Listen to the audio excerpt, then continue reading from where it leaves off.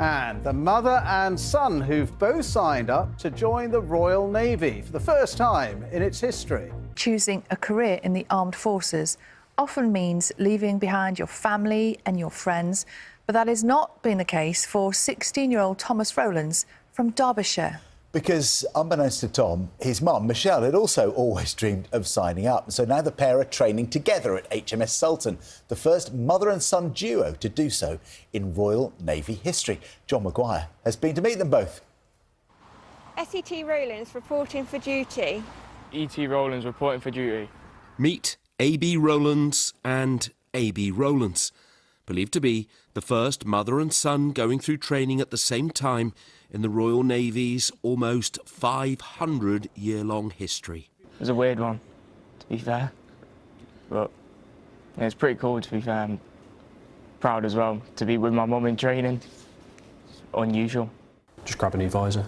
Here at HMS Sultan in Gosport, Michelle is about to qualify as a technician looking after the survival equipment Navy aircrews need. This morning's test, changing a visor on a pilot's helmet. Problems are scratched visors or broken comms. Michelle was a part-time, then full-time reservist before transferring to the regulars. I joined the reserves in Nottingham and kept my civilian job going, and it's because I've always wanted to join the Navy. Because my children were younger, I didn't think I would be able to. If I don't do it now, I'm going to be too old to do it. So I put my transfer request in to go regular and made it. Underneath, Tom, or Thomas as his mum calls him, of course, is training to be an engineer, heading for the submarine service. He's following both in Michelle's footsteps and also his grandfather's, who was here at Sultan 50 years ago. On another part of the base, Michelle's learning how to maintain a 10-person emergency life raft. Their days are very busy.